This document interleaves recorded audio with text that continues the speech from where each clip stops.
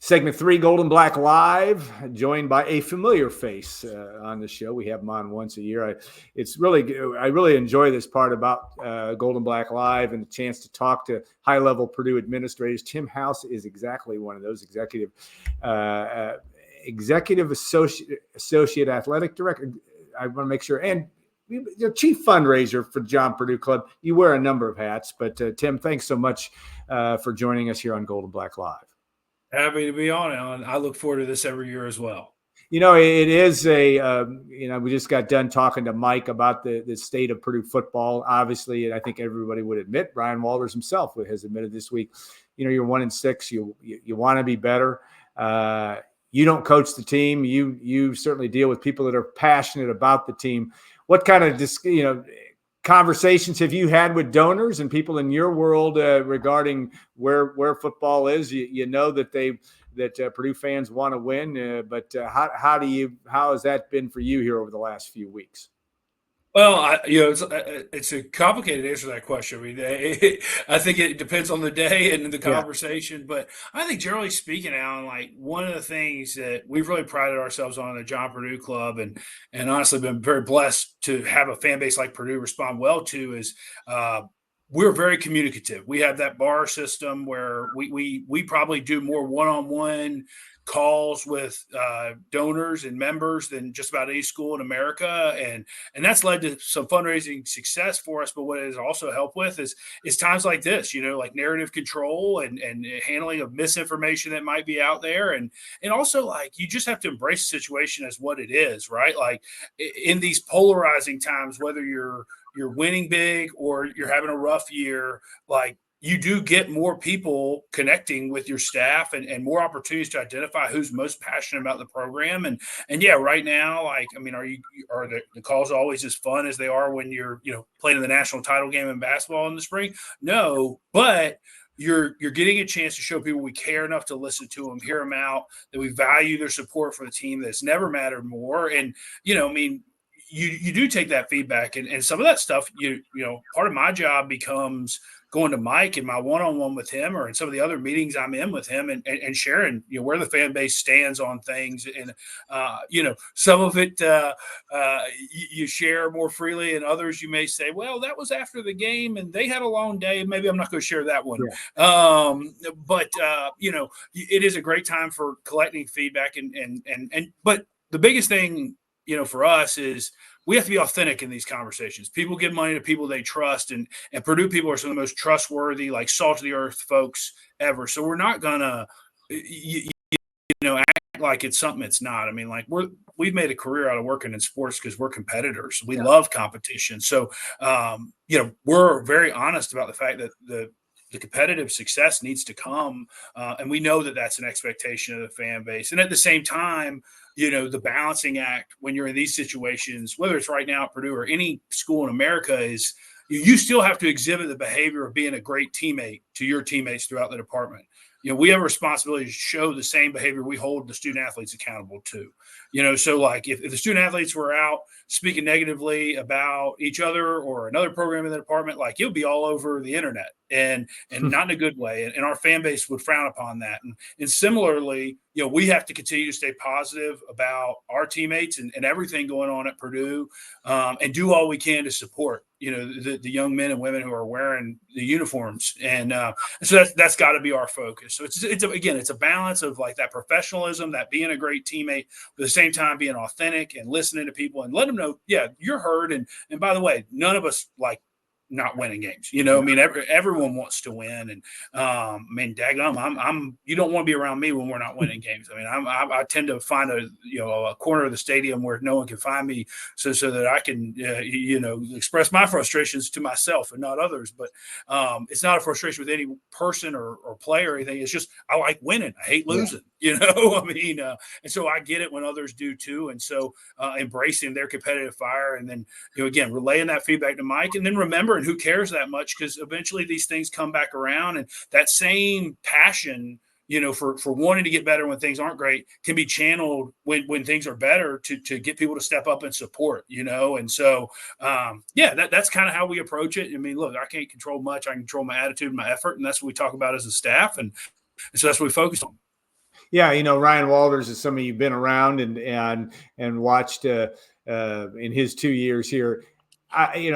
What makes you not necessarily, what skill set that you've seen in him that gives him an opportunity to turn things around in your view? I mean, what things can he bring to the table? I mean, obviously he got to have the talent. The talent's got to perform. I get all that, but just from what you've observed over the year and a half, well, almost 2 years now that you've been in Ryan's presence, at least in some form, what is that skill set that you think that can help him maybe right the ship here? Yeah, I think he's got an unwavering belief in our ability to overcome this and to overcome any situation. I mean, he's a confident guy. I mean, and that does become contagious. I mean, I look, we had some of the student athletes as interns this summer, Yeah. and you get to know them, you become invested in their success and their holistic success, but in particular, how they're performing on the football field, and being around them when I'm walking around the athletic facilities.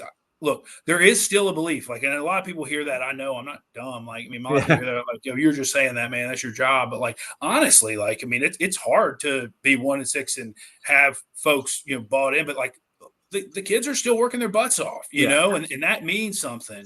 And I think the other thing is I will say this unequivocally and 100% honestly, that staff has been the best group of teammates I could have ever asked for, that I've ever worked with. And it's hard because at this day and age, it really, in the last 2 decades I've been working on college athletics, there is a physical divide, but usually between the football operation and the rest of the department, because it is such a big operation. It usually requires that it has its own building. Yeah. And they have done everything they can to bridge that gap to help us with donor support. They really do what the donors think, not in a way where they're not going to get play calls from them, but they know that it requires donor support. I know Ryan went hard in on coming to every NIL event he possibly could to help raise money. And we did everything we could as John Purdue Club to assist with the Boilermaker Alliance within the rules of the NCAA to do that. But to see him step up and commit that much time, I do know how much he cares. I mean, he wants to win. He's competitive as all get out and wants to see us win. And I think he's a pretty solid recruiter, I mean, in terms of convincing talented players to come here. I mean, it's funny, we have, you hear people, you read different things, you say things about where we stand with NIL, but we drastically changed where we were with NIL in this offseason. And I thought he did a good job of convincing some high level players to come here. Then it becomes, how quickly can you get a group of guys that haven't played ball together to gel, right? And do you get lucky with injuries, right? I mean, and can you get everybody there at the same time? And, some of it's just, I mean, it's hard. I mean, I'm not an excuse maker, right? We got to be better. He said the same thing. I'm not, say anything nobody's willing to say. But I would also say he's dealing with a lot of the issues that a lot of the coaches in college football are. I mean, Mac Brown has won a national title, and North Carolina is struggling to figure out how to deal with this new landscape. I mean, it's just how do you get the pieces to come together? But I think he's a great recruiter. I think people like him. I think people trust him. I think, again, I can only speak on my working relationship with him, but anytime we've needed any help with engaging donors or him showing up anywhere, he's been there at the drop of a hat with a smile on his face, willing to do whatever it takes to help us and the whole department, and so there's a lot of great things I could say about him. And it's not just him, it's his entire staff. I mean, they have been gentlemen and awesome to work with. And I know that our young people on the team feel the same way. All right. When you look ahead to this, the house settlement and all that, and again, not named after you, we were having a little fun, but just having a little bit. How does that in the world of fundraising, and you're doing that at the highest level with donors, but how does that impact it? Because now, in theory, you're going to have less of a need, if I'm reading the tea leaves right, less of a need for donors to NIL if the 22 million is coming from in-house, so to speak, another pun. But how does that change things, or does it change anything, or am I off base in my estimations with respect to that? You'd be way off base if you said it doesn't change anything. Yeah. I mean, it impacts everything we do. I mean, I don't think it requires less out of donors anywhere. I think it's just maybe less of donors towards collectives and more focused on, John Purdue Club fundraising or whatever the equivalent is at schools. You're still going to have that arms race. Like, okay, so if everybody can, not everybody's going to be able to get to that revenue sharing cap. At Purdue, I feel as though it landed in a great spot for us where we can get there as a Big Ten institution. We have a great relationship with the university, and when we've had over the last 6-7 years, I've been blessed to be here. Like our fan base has really stepped up and totally changed where we stand within the league in terms of how much we raise. We're one of the top fundraising schools over the last 4 or 5 years, and that's going to really help us be positioned to where we can get to that revenue, to the top of where that revenue cap is. I don't know how much we could go past it. What's good about that is there's a lot of schools that have, double the size almost football stadiums and, who could go way past it, and it brings them back to us. But we're still outpacing a lot of people in college athletics. I long-term feel really good about where Purdue stands for the future of college athletics because of where it landed. And because we have a great, we have a president who's fully supporting everything we're trying to do and trying to build here. We have we're very fortunate. Like, I don't know if a lot of people paid attention during COVID, but like over the past few years, a lot of the most seasoned ADs, just retired and left a lot of this. I won't call it the most difficult time in the history of college athletics to a lot of people who are still learning how to be ADs. Like, I think we are very fortunate to have Mike stick with us and have one of the most seasoned ADs at the table right now in such a transformative time. And that's been a huge advantage for us.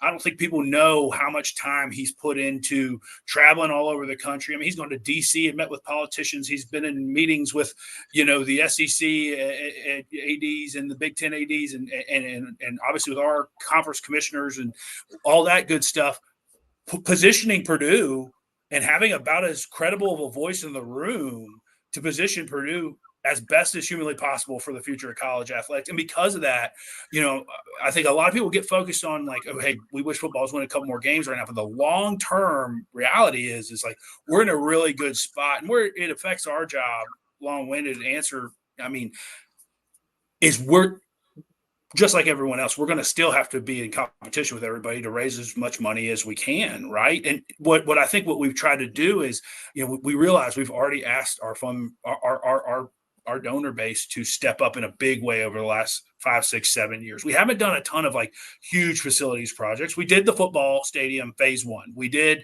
new basketball locker rooms. We did a beautiful new clubhouse that's going to be awesome for the golf programs, volleyball and wrestling video boards in Holloway, stuff like that. But a lot of our focus has been on raising money that is going to be able to be targeted towards the student athlete experience because they are our most precious commodity in such a fluid marketplace where they can be more transient than ever. How are we going to invest in their experience in a way where they wake up every day feeling like, man, Purdue is the best place to be in college athletics.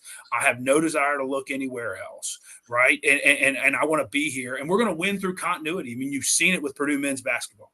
You have seen it. Like it is, we are consistently competing for Big Ten titles every single year. We have broken through that glass ceiling of making a Final Four, and we don't show any signs of slowing down. And it's been built by creating a culture where on the front end, we're able to tell young people that Purdue is going to be a great experience. And here's why. And every day of their experience lives up to or exceeds what they're promised on the front end. So our focus is going to be continuing to raise dollars that make that possible for our coaches, right? Because we believe like you got to get kids who love being at Purdue. And it's on us to create that experience they love, right? So that'll be our focus. And last thing I'll say is with the new revenue sharing, we're exploring interesting ideas about like, okay, well, if the student athletes are in more of a partnership with us, how do we get them in position to promote what's going on campus, whether it's promoting giving to athletics or promoting, what's going on campus in their major. Here's how you apply to Purdue. Here's how you engage with Purdue in various ways. So we can create more of an ecosystem where it's a rising tide raising ships for the entire campus that our fans like, that they feel proud of, where they feel that connection between student athlete and school. And so that's some of the fun stuff we're working on. And then the last thing I'll say is like, we know that as we continue to ask for more, we have to continue to look for more ways to enhance the value of being a John Purdue Club member, right? Like what more can we add in terms of engagement for our alumni, like, or for our donors, for access, and then benefits. Like we're talking right now, I mean, to Lafayette Country Club about, like, can we, are there offerings there? Is there a potential partnership there where that can enhance the membership? You know, one of the things we've heard, it's hard to find a good place to eat when you come in for games because there's only so many really nice restaurants. So we're exploring opportunities to give that access to John Purdue Club members. We're exploring opportunities to partner with different other entities around town to create more touch points with the student athletes and the coaches at events. So we know more is being asked every year, but it's on us to figure out how to make it worth it. Yeah. So that's really where the job's at right now. When you talk about you know, down the road in the future of college athletics, a lot of discussion up there, and it's, and rightfully so, because there's a level of uncertainty, if not you want to call chaos. I don't know that it's that, but it is. There are a lot of things that haven't been figured out. What keeps you optimistic that this will land in a place where, yes, student athletes will be paid as an opportunity to play, but that this still remains a college level sport and something that fans want to digest and utilize in a level that still keeps it at that college game, if that makes sense. Well, Alan, look, first off, I want to say I believe we've kind of come full circle. I don't think we've gone somewhere we've never been before. I mean, if you look back over history, the first college football game was Rutgers versus Princeton. Yeah. And if memory serves, well, I wasn't alive, obviously, but when I was reading about it, you know, they paid some of the best athletes in those towns to wear shirts that said Rutgers and Princeton so that the people would come out and be exposed to the idea of higher education and the mission and values of the institutions that they represented. I mean, that's just what we're doing now. I mean, and people can like or not like that it got back to that, or how big the dollar amounts are, but the reality of it is like stadiums are still being filled, arenas are still being filled with young people who are being exposed to the idea of pursuing higher education and pursuing a set of mission and values that align with that institution's university community. And we have one of the best in the country, in the world here. I mean, I remember when I got here, the Tyler Trent game, and like that was it for me. I was like, dang, like if that's what we're promoting, I'm all in. Yeah. Like every time we play, there's a chance a story like that can be told. Every time, like when our team makes the national championship game, like they did. By the way, you want to know how I'm not worried about it, Purdue? Did you see the turnout of our fan base at that national championship game? Like, seems like they're pretty engaged to me. Seems like they're pretty excited about it. But what the world gets to see about this community and its values and everything that's right about college athletics, every time we take the court, you know, I mean, they saw a group of young men who sat in public humiliation last year after losing to Fairleigh Dickinson, learned from their mistakes, took it on the chin, like didn't listen to the outside noise, or maybe if they did hear it, they used it as motivation, and they controlled what they could control, and they got better. And they owned it, and they looked inward instead of blaming other people. And then they did it the right way. They did it ethically. They did it like as a team and as a unit. No one person was bigger than the others, not even Zach-Edey, right? Who's arguably the most dominant college basketball player in 40, 50 years. Like, it was a great story to tell as long as we still have those stories, and we are still making the main thing the main thing. The main thing is, again, we're inspiring the next generation to want to come to Purdue, and we're keeping people who this was the best 4 years of their life engaged with that time in their life. And when I go to Ross-Ade Stadium and when I go to Mackey Arena, I still see that in droves, right? It's like everything that's awesome about it. Now, we can mess it up if we get away from keeping that core to what we're doing here, right? But at Purdue, that's not the case, right? Like, we know the more you win, the more people pay attention to everything I just talked about. Yeah. So, like, we got to figure out how to make sure we continue winning at the highest level with all our sports, and that's always going to be our charge. But what it looks like and why we do it and how we do it, I mean, it's never been better. Like, and we know what the best version of us looks like, and we've just got to focus on that, you know. And I think no one's done a better job than Coach Painter of displaying that for us and men's basketball. And we just got to make sure that continues to be contagious throughout our whole, department and campus community. All right, well said. And You always have a way of firing us up, so that's a good thing. That's one of your wonderful attributes. I mean, I get paid to go to ball games. Last place I worked was Army. They get done playing ball and they go get shot at. I have perspective on the fact my life is pretty good. I'm going, I mean, there's no reason not to be fired up.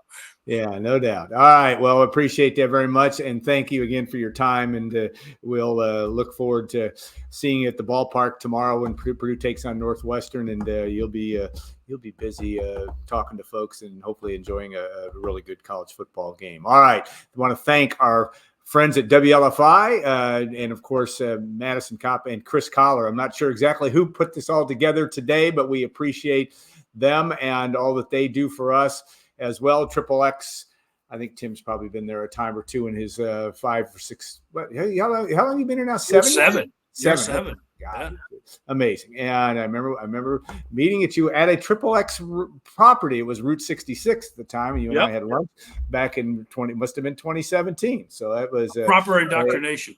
Yeah, it's exactly right. And of course, Trent Johnson, somebody we also both know.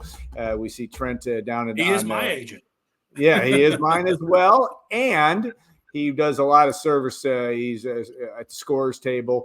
He's on the sidelines for football. He does it all. And that's he kind of personifies a Purdue fan, but a Purdue fan that gives a lot to Purdue athletics by just some sweat equity and maybe even some equity of his own. So we appreciate that too. So, all right, have a great weekend, everybody. We will be back next week.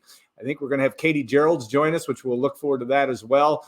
Talk a little women's basketball. That'll be fun too. So stay tuned for the Golden Black Live next week prior to the Purdue-Ohio State football game. And we'll see you that. Have a great weekend and talk to you all soon.